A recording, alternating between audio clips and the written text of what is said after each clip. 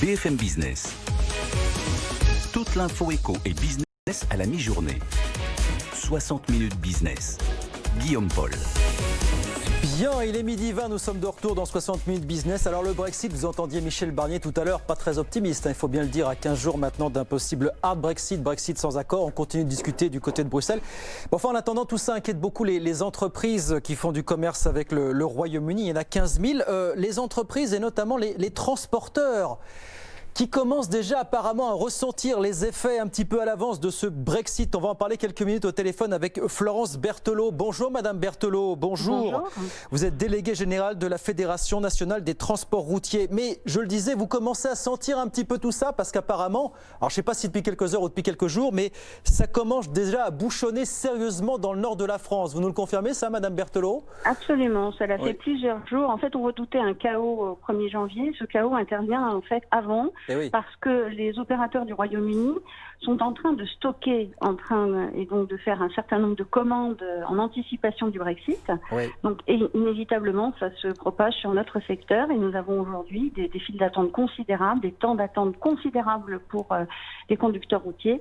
Donc on voit un effet anticipé de ce que serait un Brexit sans deal. Ça s'entasse, ça s'agglutine sur l'autoroute A16, c'est ça? C'est des milliers de camions en attente. C'est comme ça que ça se passe aujourd'hui. Hein? C'est comme ça que ça se passe. Le préfet a mis en place des zones de stockage pour que toutes les routes ne soient pas complètement bouchées. C'est effectivement très très compliqué. Et alors vous avez fait ce calcul, on en parlait en préparant cette émission, vous dites on a un avant-goût aussi de ce que ça pourrait nous coûter. Vous dites, je crois, 1 minute d'arrêt d'immobilisation du camion, ça nous coûte 1 euro pour nous par camion. C'est ça l'idée, Madame Berthelot? C'est tout à fait partagé avec nos homologues anglais qui en fait sont dans la même préoccupation que nous, parce que vous avez des temps d'attente, vous aurez ensuite des formalités douanières, vous pouvez avoir, selon la marchandise transportée, des obligations phytosanitaires de contrôle.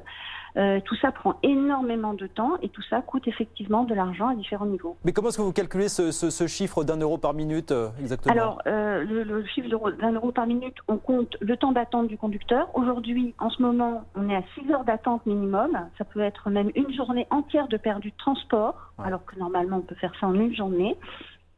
Vous avez les coûts de douane, de déclaration douanière et de dédouanement. Par rapport aux marchandises transportées.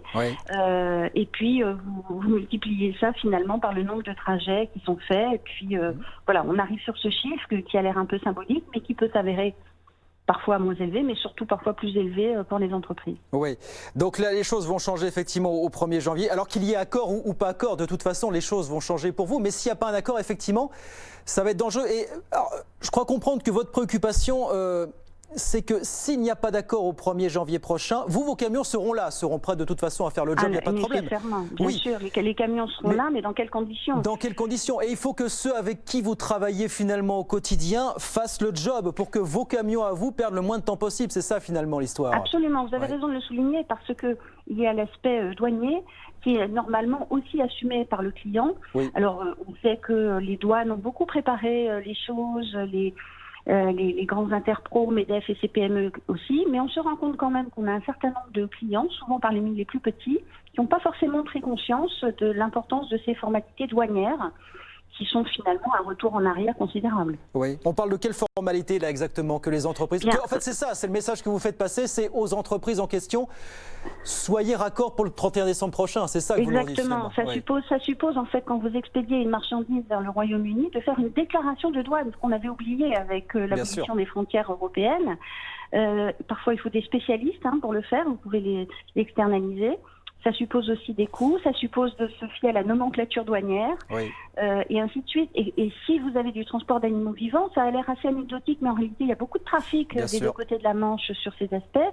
Vous avez des aspects phytosanitaires, vous avez des ports français qui peuvent accueillir certains animaux, mais pas d'autres. Ça a l'air un peu technique, mais en réalité, ça fait partie des préoccupations que chacun doit avoir en tête. Non, c'est pas technique, ça risque malheureusement d'être concret dans une quinzaine de jours. Donc ça, c'est le pire des scénarios si on rétablit les droits de douane, effectivement, donc s'il n'y a pas d'accord. S'il y a un accord, vous vous dites dans le meilleur des cas, qu'est-ce qui se passe au 1er janvier prochain, Madame Berthelot, pour vous aux écoutez, frontières? même si on a un accord, on aura quand même des difficultés à gérer. Je vais vous donner un chiffre que nous on trouve très important. Vous avez aujourd'hui 8500 camions par jour qui doivent passer la Manche. Aujourd'hui, il n'y a que 500 camions qui sont soumis à des contrôles douaniers parce qu'ils sont extérieurs à l'Europe. Donc ça veut dire qu'il va y avoir 8000 camions de plus à traiter en matière de douane. Et ça, même si les douanes vraiment ont très bien travaillé du côté français et aussi finalement avec les autorités britanniques, il n'en demeure pas moins qu'il va y avoir des difficultés.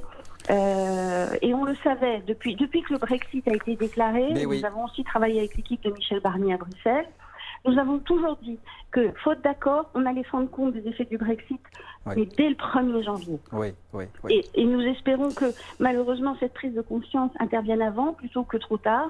Et je pense que quand on verra des files de camions des deux côtés de la Manche, on finira par trouver des solutions concrètes et efficaces. Eh bien, écoutez, il reste quelques heures en tout cas pour ce faire. On a entendu Michel Barnier encore ce matin le dire. Quelques heures, effectivement, pour trouver un accord. Puisqu'il l'a dit, tant qu'il n'y a pas d'accord sur tout, il y a d'accord sur rien. Malheureusement, c'est comme ça. Merci beaucoup, Madame Berthelot. Merci pour ces explications très précises.